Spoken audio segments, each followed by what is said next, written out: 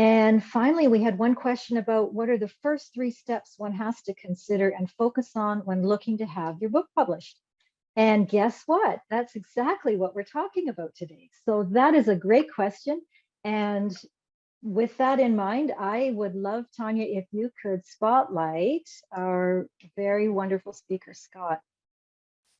Hi, Scott. Thank you for your patience while I plowed through all that information. So let me introduce Scott.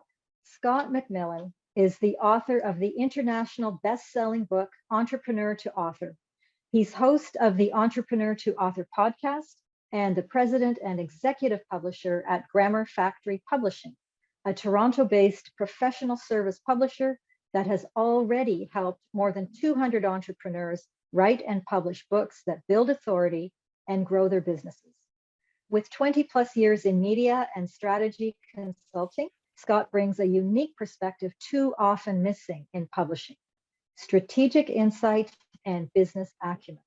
Combining this with its degree-qualified editorial team, award-winning designers, and global distribution, Grammar Factory publishes professional caliber books for its clients that get results. Scott is a graduate of the University of Toronto's Rotman School of Business and lives in Toronto, Canada with his wife, Alicia, and their son, Matthew. So Scott's going to be presenting today on strategic authorship, building a book that gets results. So Scott, lovely to have you, and over to you. Thank you. Thank you, Susan. It's really great to be here. And I'm going to share my screen. Make sure that that's working. Do we see that? Yes. Okay, wonderful. That's always Looking nice good. when the technology works. Yeah, so we're going to be talking about strategic authorship today, publishing a book that gets results. And what I want to do is start by just sharing a few quotes about writing a book and the impact that it has on authorship. Let's start with a quote from Inc. magazine. What every entrepreneur needs more than anything else is visibility, credibility, and trust. One of the best ways to get all of this is to publish a book. From Forbes, if you're running a business and you publish a good book, your business gets a halo effect from your rise in credibility. And from Entrepreneur magazine, there are many, many ways to get attention, but writing and publishing a book is not only one of the best ways to get attention, it's one of the most underutilized by entrepreneurs. And from business.com, writing a book can build trust and foster a more genuine connection with your consumers. Now, all of these quotes extol the virtues of book publishing, don't they, for the entrepreneur, and rightfully so. However, what we know is that results aren't guaranteed, are they? They never are. You know, often an entrepreneur writes a book and they publish it, and it really has no material impact on their business. Now, why is that? Well, maybe the content isn't good, or perhaps the concept underlying the book isn't solid, or maybe it's the packaging that doesn't resonate with its intended reader. It could be, well, it could be any of these, because quality is vital when it comes to publishing a book that builds your authority. However, quality alone is insufficient. Quality alone is not going to create positive results for your business. So what's missing?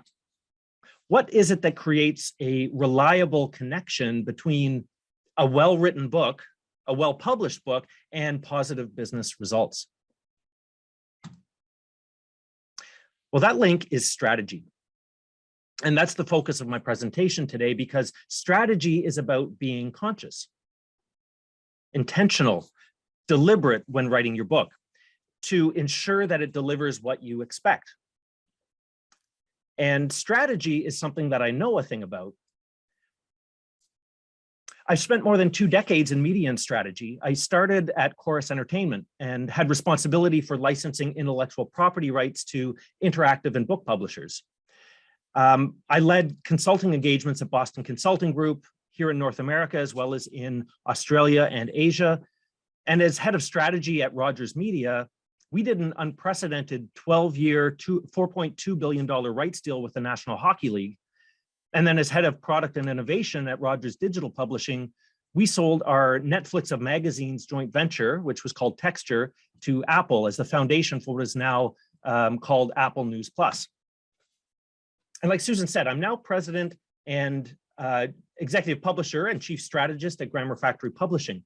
So we're a professional service publisher, and we exclusively serve entrepreneurs in writing and publishing their expertise-based nonfiction books.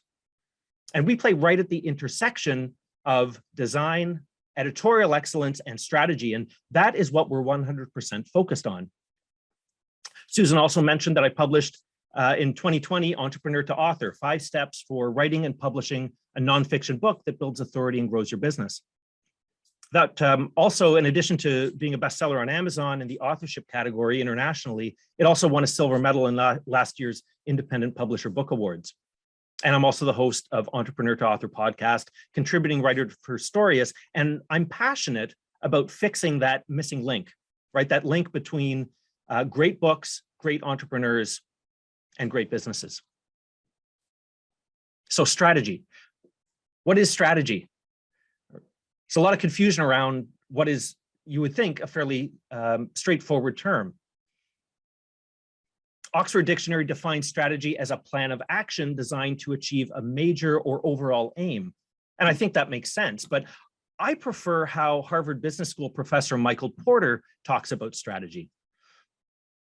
Porter says that strategy rests on unique activities. Competitive strategy is about being different. It means choosing a different set of activities to deliver a unique mix of value. Now, what I like about this definition is that it speaks to the importance of serving a specific market, a specific need, and offering a different solution. So it's really not about being the biggest or even the best in the industry. It's about being unique and about being the very best or possibly the only competitor in a niche. And that is what most entrepreneurs and small business owners actually need. Now, I realize that's all well and good, but we're talking about bridging from entrepreneur to author, aren't we? We're talking about writing and publishing. So what does strategy mean in this context? Well, for the entrepreneur that's developing their strategy for writing a book, I break the topic down into 5 questions. 5 questions that you really need to get crystal clear about. The first question is why, right? Why are you writing and publishing a book? The second question is how. And by how, I mean, how are you going to monetize it? The third question to answer is who. For whom are you writing your book? Who's your reader? Then what? What is it that your reader will get from reading your book? And finally, we have another how question. How are you going to deliver that outcome, that what, to your reader? So we have 5 strategic questions that you have to answer, and this is before writing your book. For the entrepreneur and their book, strategy is about linking your book to your business in a way that supports and accelerates your results. And so what we're going to do today is we're going to put a little bit more meat on these bones, starting with our why question. So why are you even writing this book in the first place? And I want to preface this by making something very, very clear. There is nothing at all wrong with writing a book simply because you want to, or because you feel that you have a story to tell, or you want to leave a legacy, or you're bored, or whatever. You can write your book for absolutely any reason at all. But if you're writing a nonfiction book with the goal of supporting your business and growing your business, then your goals are going to have to be more defined. They're going to have to be more tangible. And so with that in mind, there are 8 core entrepreneur to author goals, objectives, if you will, that you can realistically accomplish through writing and publishing. A book can and will move the needle on more than one of these. However, as an author and an entrepreneur, you need to narrow your focus and prioritize one main goal over all of the others. Okay, now the first goal that you might have is to build your authority. And I mentioned this one first because it is the most common goal, and it's likely to be the right goal for most authors who are writing their first book. The second goal that you might have is to generate leads, right? Supporting your sales efforts for your business's core product or service. Number 3 is expanding reach. After all, we can only be in one place at a time, and I find sleep is quite a useful activity too, but a book doesn't have these same constraints, do they? Right? Your book can share your message 24 hours a day, 365 days a year, and do so incredibly with 100% consistency every single time. And that lets you reach far more people than you otherwise could. Number 4, possibly to launch a new business, or if your business is already established, a new product line based on the intellectual property in your book. Writing a book isn't nearly as capital intensive as acquiring other forms of business assets, so it's not surprising that many entrepreneurs build their business around branded IP that's first established in their book. The 5th entrepreneur to author goal that you might have is to influence opinion or change the thinking about a topic within your industry. And this is particularly common, I find, in industries where regulatory control is high, or public relations or consumer affairs are particularly important to the industry dynamics. Number 6, codify knowledge. Oftentimes, writing a book is actually the first time that an entrepreneur actually sits down and pulls together all of the thought leadership that has occurred on an ad hoc basis over what might be years, right? And that's incredibly empowering, and not to mention really valuable from a business perspective. Similar to number 6 is number 7, building new capabilities. So if number 6 is about codifying existing knowledge, this one is about learning and packaging knowledge about a new topic, right? Something that's new to you, new to your business, perhaps one that's emerging as an important new trend in your field, for example. And writing a book can be an excellent way to focus efforts on understanding a new important topic and then building that out into IP that positions you and positions your business as experts in an emerging area that really might be desperate for thought leaders. And finally, number 8, selling books, right? And I leave this one to last because for entrepreneurs, we have much more valuable ways to monetize authorship typically, right? Earning significant income directly from book sales is rare, and there are good reasons for that, and I'm going to get into that a little bit later. But if book sales are a goal for you, then it's important to play the long game here, building a platform and an audience over time, all while realizing that other goals are likely going to be your near-term focus. Now, if you're struggling to decide which of these goals to focus on, I'd invite you to complete a self-assessment quiz that will help you discover which of these goals is likely to be most valuable for you and your business. And you can just head over to entrepreneurtoauthor.com and click on the big green button at the top right that reads Steps Self-Assessment. And that's going to lead you to an interactive version of the quiz that you see right here that asks a series of questions about where you're currently at in your business. And it shouldn't take you more than 5 minutes or so to complete, but it will provide a great deal of clarity, I think, for you on this topic. Now, while all of these goals aren't incompatible, right? You'll be able to accomplish more than one of these. It's really important, and I can't emphasize this enough, to choose your primary goal, because that is going to aid immeasurably in decision-making around every facet of your book and in prioritizing the initiatives and activities that you put in place around it. Okay, now the second strategic question that we need to answer is how. How are you going to monetize it? Now, there are a number of monetization strategies that you might employ with your book. And in this framework, you can see the foundational authority strategy along the top. That's about using your book to build your profile and grow your authority. And that's a strategy that is an important precursor to all of the others. I'm not going to get into the details of that one today because it's not monetized directly, and it's actually quite a large topic unto itself. But what we've got are these three monetization strategies below. We've got the product development strategy, the lead generation strategy, and the serial author strategy. So let's start with the product development strategy. And that involves writing your book as the IP, the intellectual property that underpins an entire ecosystem of products. And it's those products that you use to monetize your book. Now, what do I mean by product ecosystem? For the product development strategy, it's important to widen your view beyond a single product, because an ecosystem is what makes products profitable. And you can have as many as 5 different types of products that make up your product ecosystem, and each one has a different purpose, both for you and for your customer, and the economics of each type of product is different as well. So the first one that we have is called what I call attention products. And these are products that really prove to prospects that you know what you're doing and that you can provide value to prospective clients. Now, you don't charge for these, and so they may be treated as a marketing cost. And for that reason, I find that digital offerings tend to work well, since there's no per unit cost when you give them away.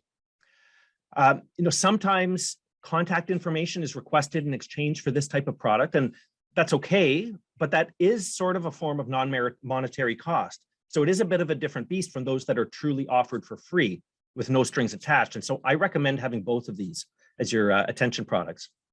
But some examples might include podcasts, articles, downloadable worksheets, YouTube videos, free webinars, and so on, right? Things that build your authority, provide value to people, but aren't of any cost to them.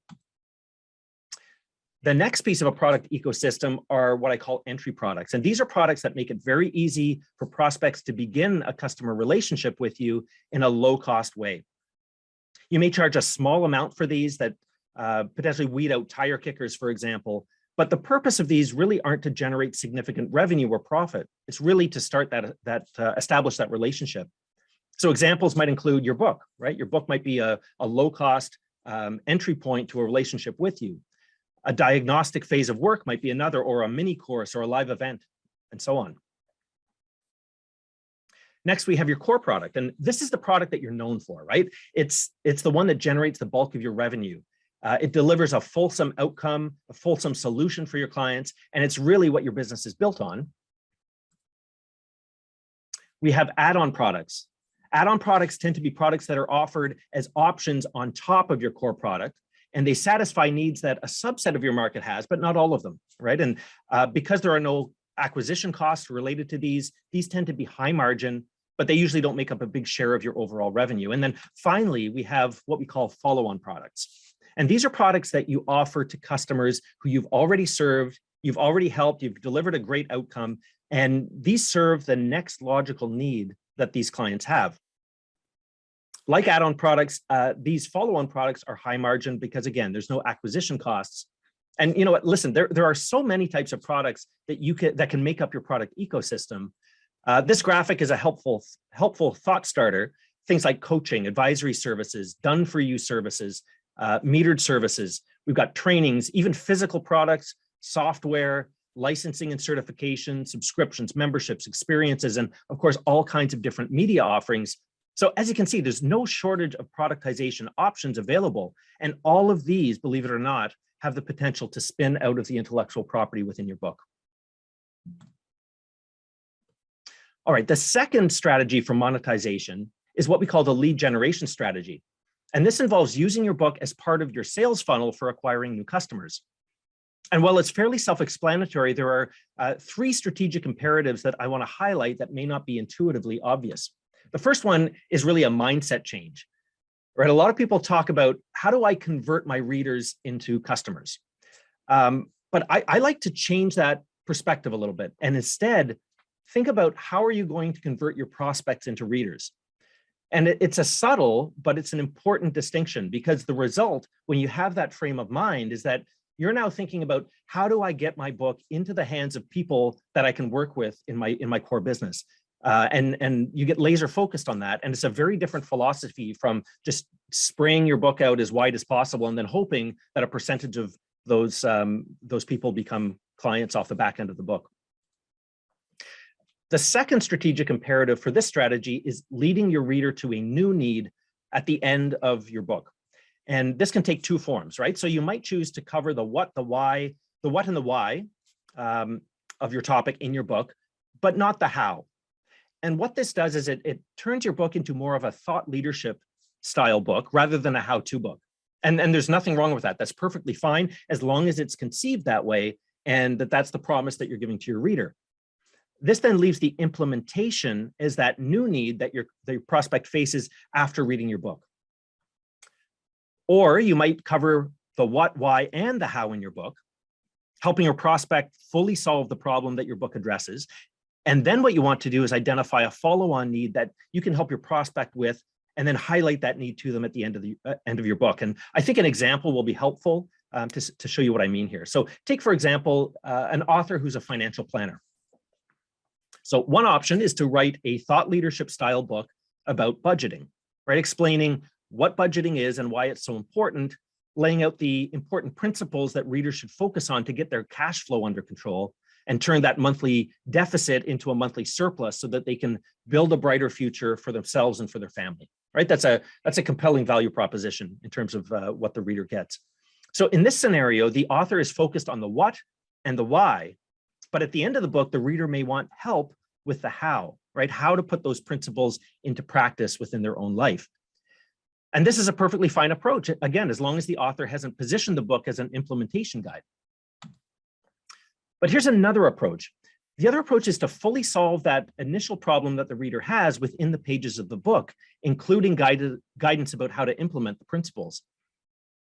After reading the book, readers may still want some support with implementation, which may be something that the author could offer, but the bigger opportunity here might be to address an entirely new need, right? That of what to do now with that surplus cash flow that the reader has every month if they've implemented the principles from the book. And these readers might be ideal candidates for a service like retirement planning or wealth management. So you see, there are two very different approaches, but equally viable. And the third imperative here, and this may sound obvious, but make sure that you're explicit about the product that you're leading to.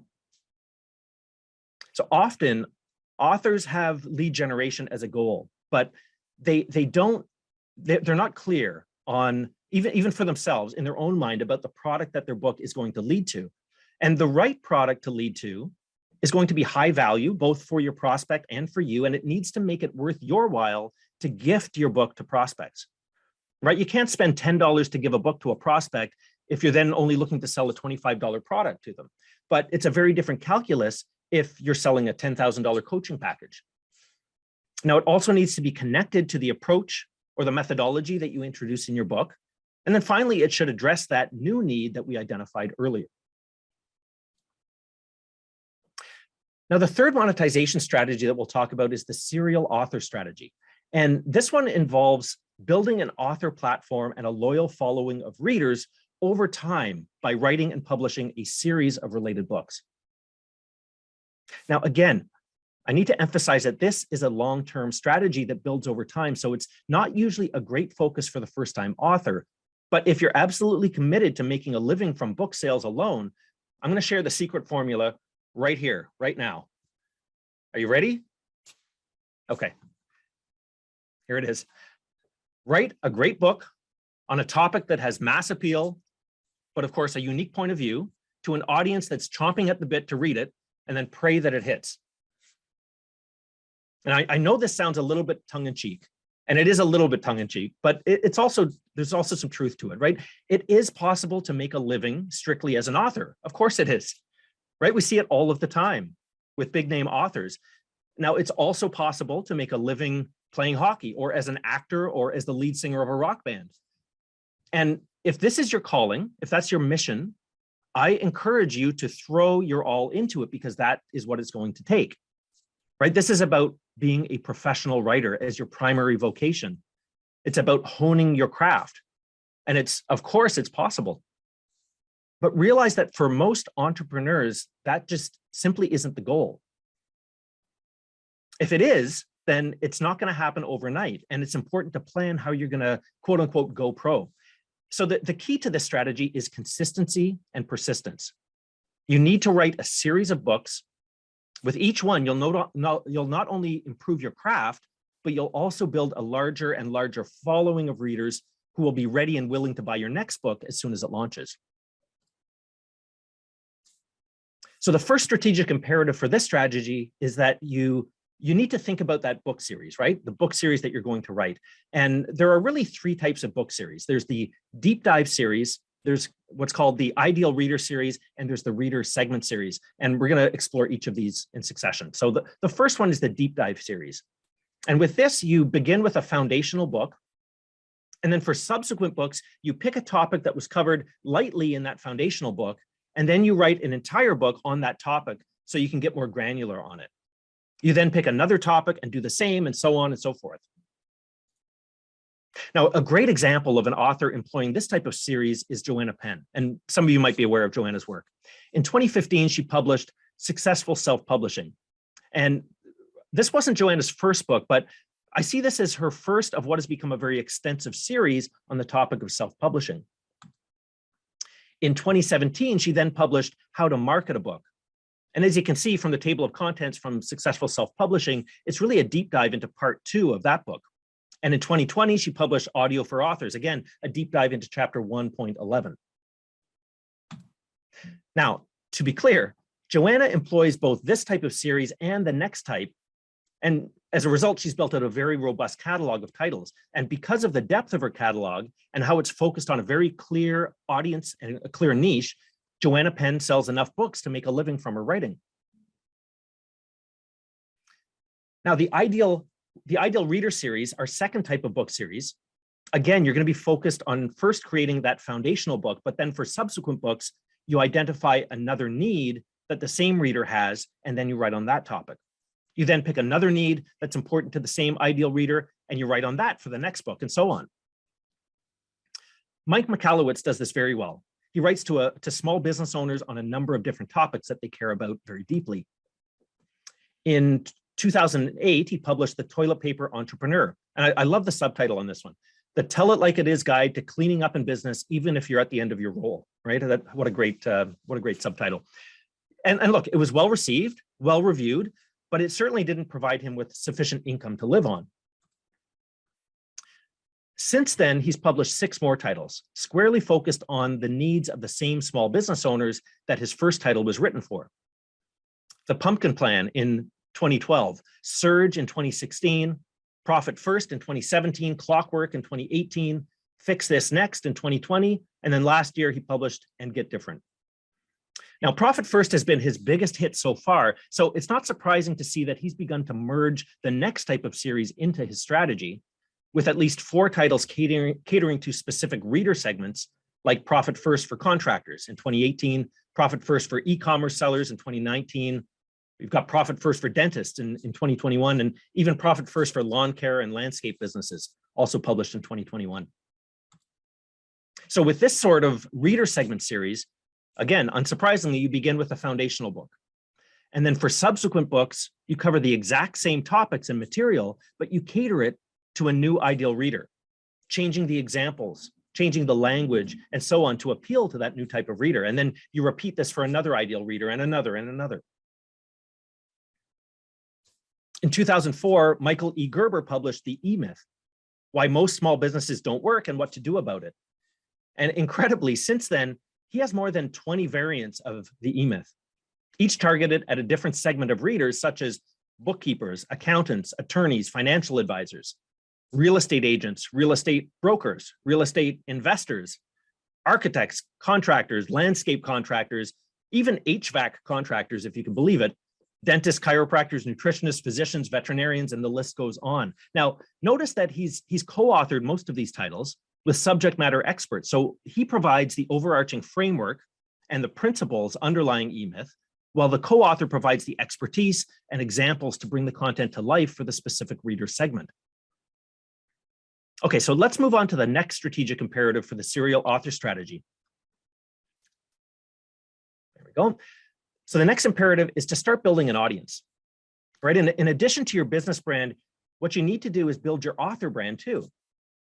Now, for your first book, this might be focused on the title or brand of your first book, but as your series expands, readers will want to connect more and more with you as an author, independent of any particular book. So you need to be building a community of readers and engage with them beyond the launch of any specific book. But over time, this becomes an asset unto itself, right? A group of really passionate readers, and every time you launch a new title, they're just chomping at the bit to buy that book. And then finally, remember this, because This is a long-term strategy. I've said it multiple times. So unless you're fabulously wealthy already, you're going to need to monetize your book using one of the other strategies until your platform kicks in. And then even then, most serial authors, including Mike Michalowicz and Michael Gerber, have multiple revenue streams beyond book sales. So bear that in mind too as you plan out your strategy. The truth is that these strategies are not mutually exclusive, but it can be dilutive and overwhelming to try to execute more than one at a time. So my suggestion for first-time authors is to choose one and make that the main thrust of how you use your book. And a really great to inform this decision is to go back to those goals that we talked about earlier, right? That goal that is most important to you will give you a good indicator of which monetization strategy you might focus on. If your goal is to build authority or influence opinion, for example, then focusing on that top layer of authority building is probably best. If your number one goal is to launch a business or codify knowledge or build capabilities, then product development is likely the best place to focus. Whereas if your goal is to generate leads or expand reach, then that lead generation strategy is where you'll want to focus your efforts. And then finally, if your goal is to sell books, then you should be focusing on the serial author strategy. All right, our next strategic question is who? For whom are you writing? Who is your ideal reader? Now, there's a paradox when it comes to books. A book that's written for everybody is really a book that's written for no one. Yet the more tightly you focus your writing towards a very specific ideal reader, the more engaging it will be for every reader who reads it. So the resolution to this paradox is what I call an ideal reader profile. And it's kind of based on the concept of a persona or ideal customer profile. What you want to do is you want to get super clear about who you're writing your book for. Not a segment, but an individual. And here's a hint. This is usually your ideal client, someone for whom you know you can deliver huge value through your business. So describe this person in detail and give them a name. And this, you can consider this your North Star for every decision that you make while writing, right? The topic that you write about, the stories you tell, the language you use. So I'm going to show you an example of a response that I recently got from an author when I asked who their book was written for. And then I'll share an example of the type of response that you should have to this question. So here's the recent response. Okay, who is the ideal reader for your book? It's the professional or student who feels empty and unfulfilled in their job, career, or studies. They have no idea about their next career move and feel frustrated because they've tried out, quote, everything.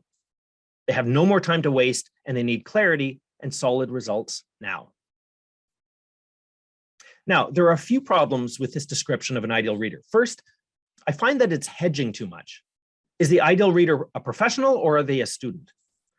Second, it's a little bit hyperbolic, right? They've tried out everything. That's a bit unlikely.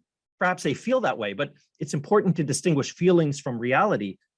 But more importantly, I find it's just too general, right? You and I probably each have a very different person in mind when we read this description. And so it's not going to be that useful for the author as a guiding tool for writing.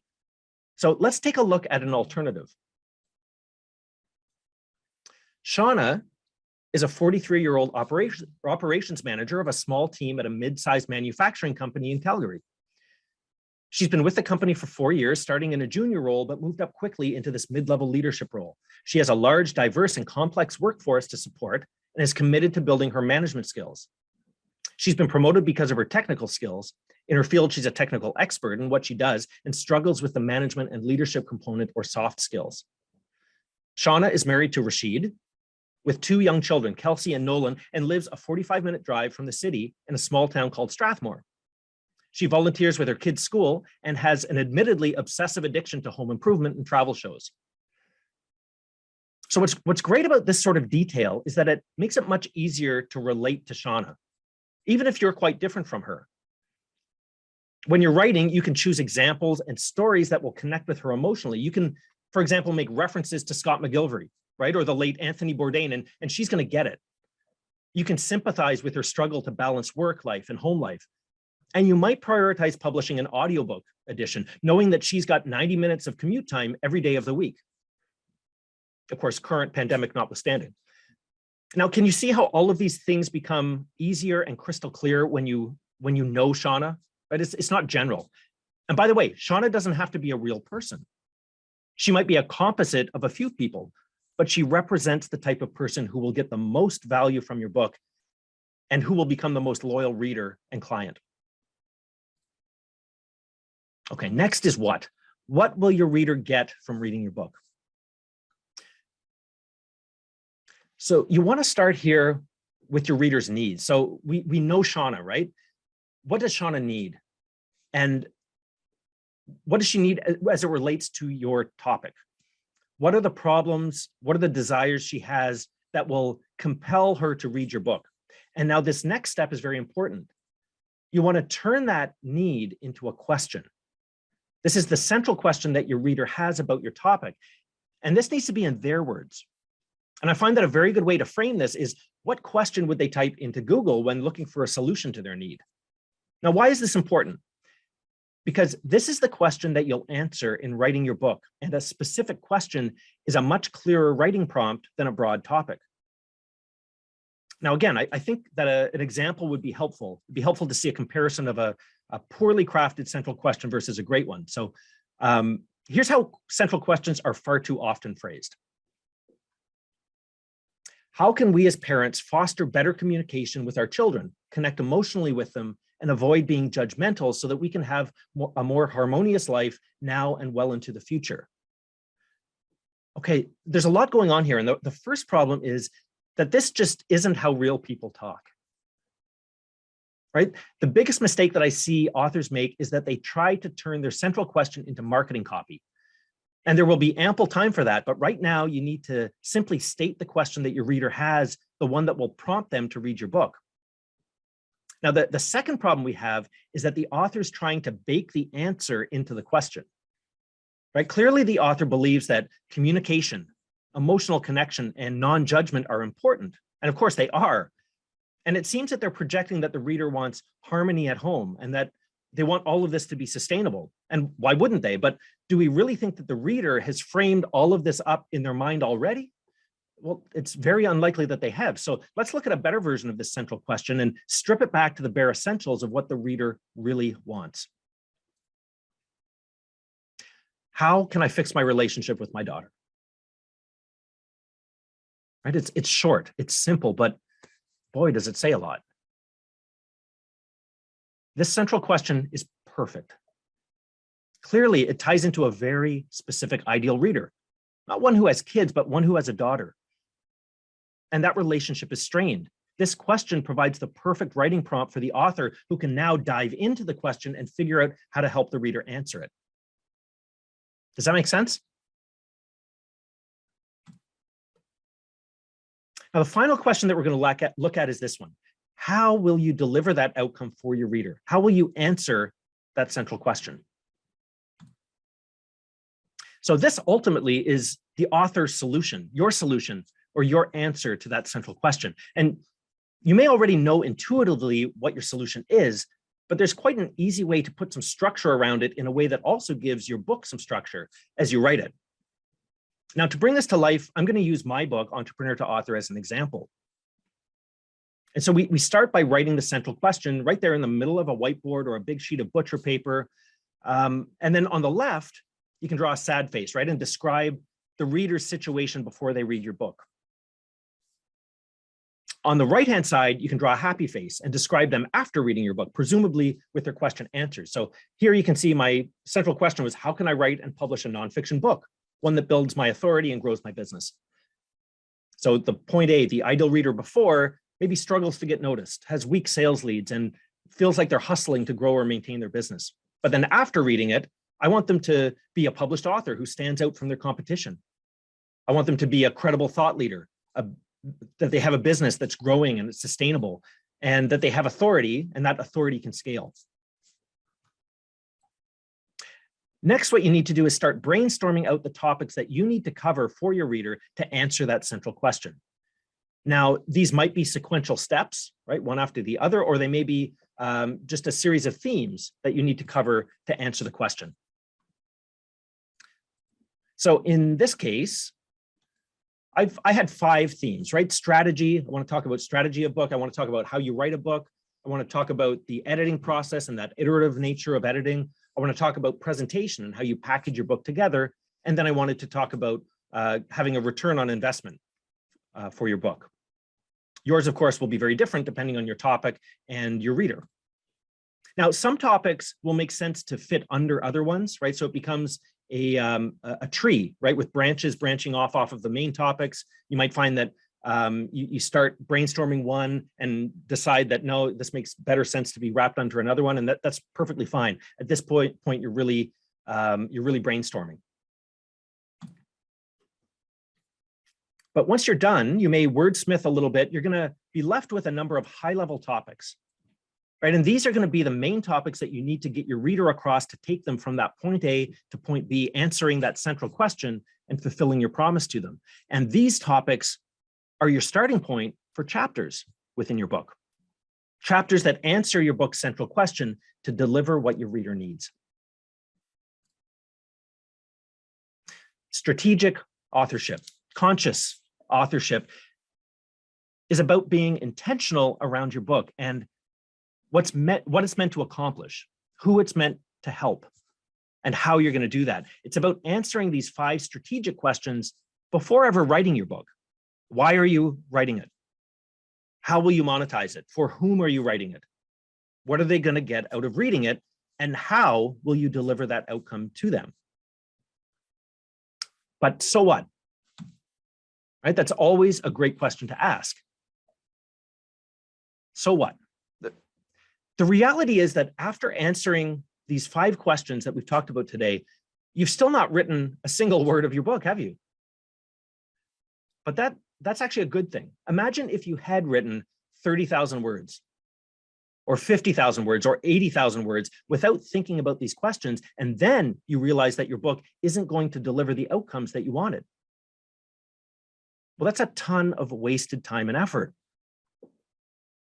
Your strategy acts as your compass for every decision that you make as it relates to your book. Remember, strategy is about trade-offs. It's about choosing to do something really, really well rather than trying to do everything. Now, before we move to Q&A, I want to highlight a couple of free things that I think you'll find helpful as you get going on writing your book. So the first, and this is the free gift that I believe there will be a link in the chat to this. And this is the nonfiction book strategy planner, which steps you through many of the questions that we've talked about in this session today.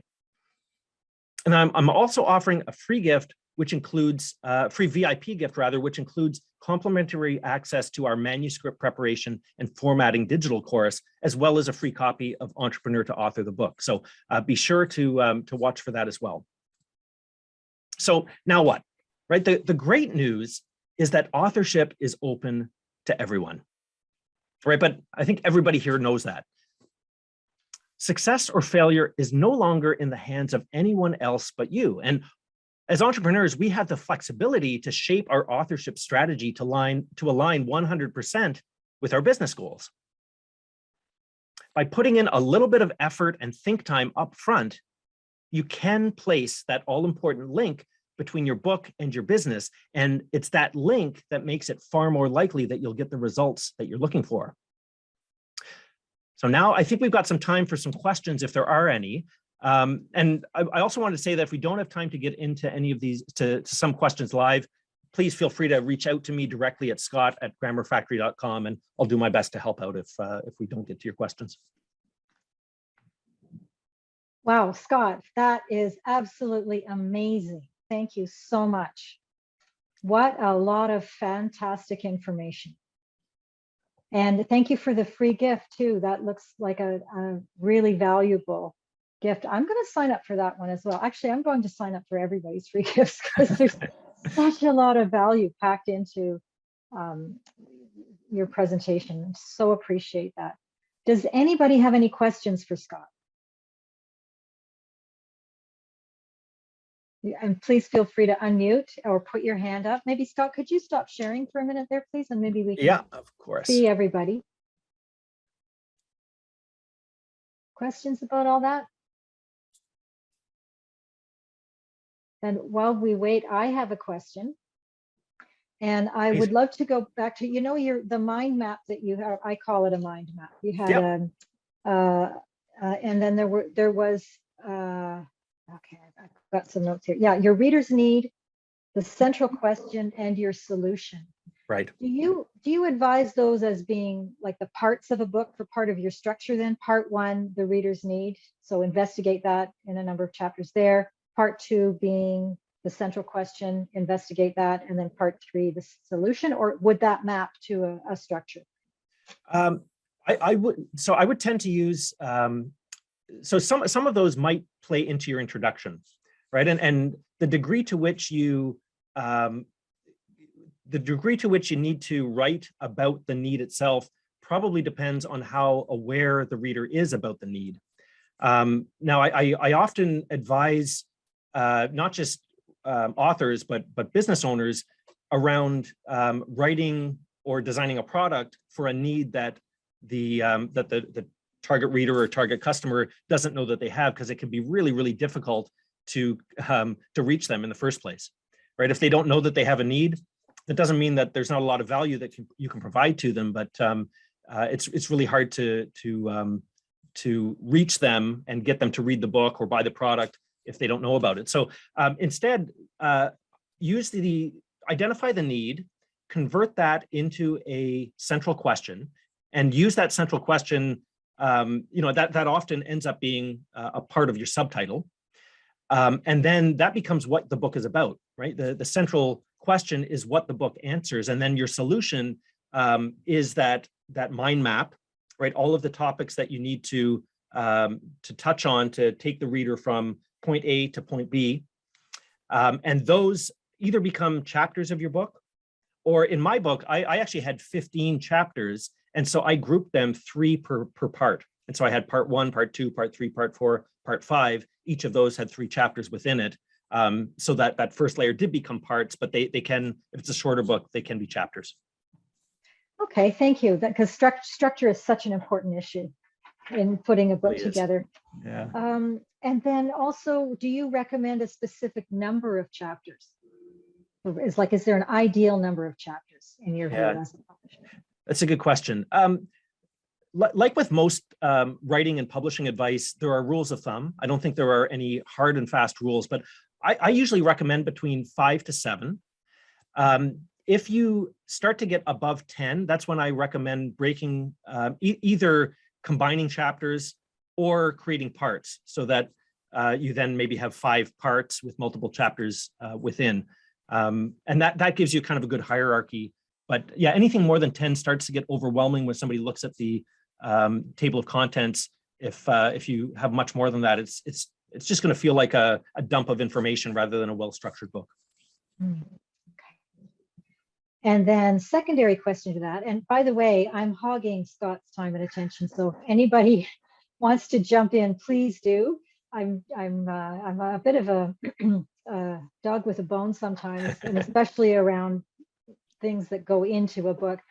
We have had a number of different opinions expressed on book length.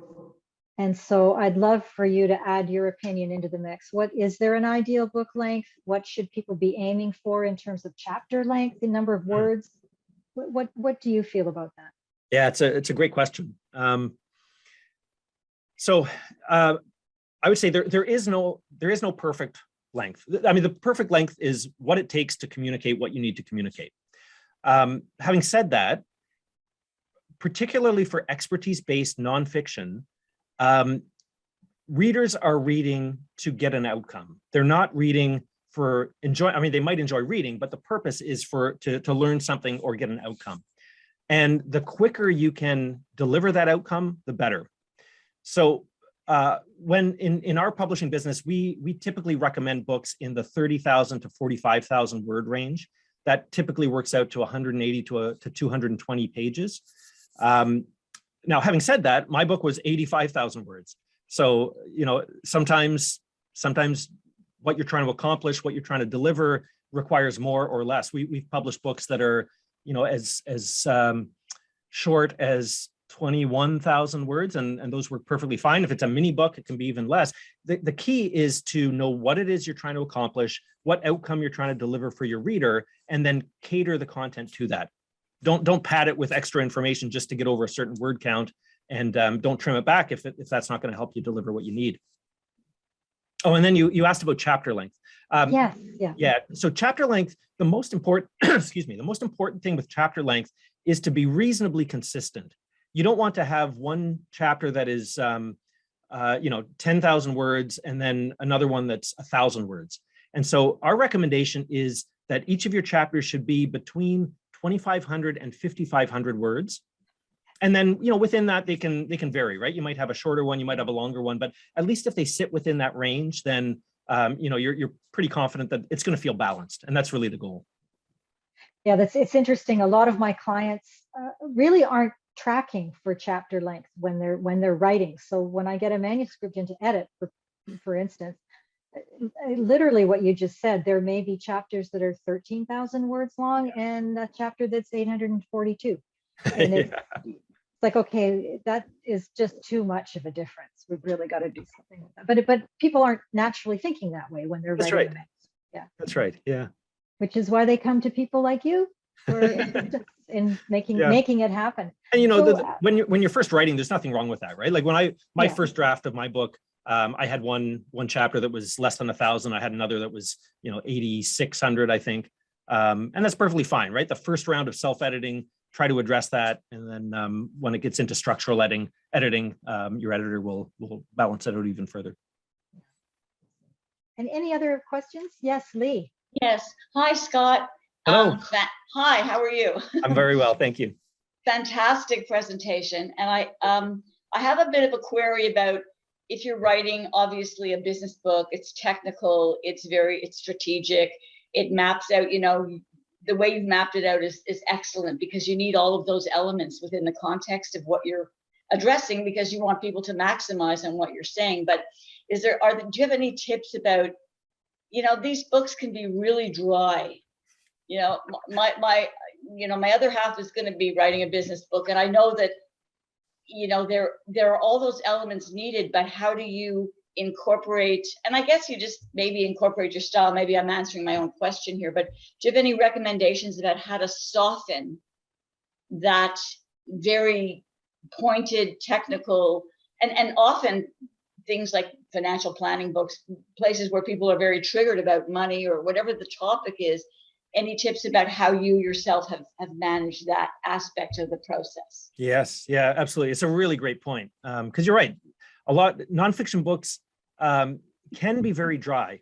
The first thing that I'll point out is what you and I might find dry, somebody else might be riveted by. So there is that aspect, right? The topic, if it's well suited to the reader, that may not be as much of a problem as we might think.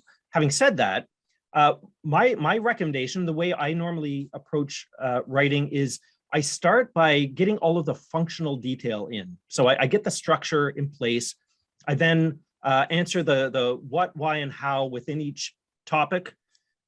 Start by bullet point, and then I write that out. The first draft tends to be a little bit dry, admittedly, and then my second pass through is where I go in and start to add a lot of color, right? So I'll add anecdotes and stories and case studies and examples and data and visuals, and right, all of these elements that ultimately make the book far more interesting and readable.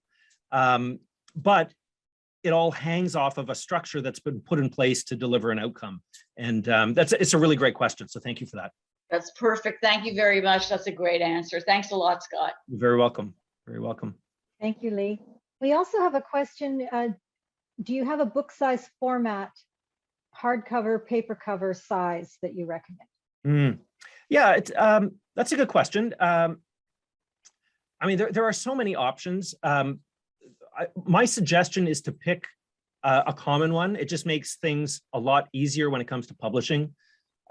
So, historically, 6 by 9 inch was probably the most common for trade paperback. I'm noticing that 5 by 8 is becoming more common, so a more compact format. And I think the reason for that is bookstores are probably trying to have smaller books so they can fit more on the shelves. That I haven't heard that for certain, but that's my suspicion. But the other advantage to the 8 by 5 format is the aspect ratio of 8 by 5 is identical to what Kindle uses for their cover images. So If you've designed your cover 8-inch high by 5-inch wide, then you just have to output that as, I think it's 2560 pixels by 1600 pixels, and you can upload that directly into Amazon KDP for Kindle. And Amazon owns everything right now. So They do. one thing that I find too is that, like, I find a 30,000 word book kind of short, to be honest. It's not very meaty. So when that gets produced in a 6 by 9 inch book, it's a skinnier book. You're right. Than it is in a 5 by 8 inch book. You get fewer words per page on a smaller size, and therefore the book's a little fatter. I've got one of my books somewhere that we did that with. That's a really good point. And another thing that people don't necessarily think of is the thickness of the paper will feel thinner on a bigger book because it's just more surface area. On a smaller, if there's less surface area, then the paper itself, even if it's the same thickness, actually has a little bit more of a premium feel to it. So that's something to consider too. Yeah, beautiful.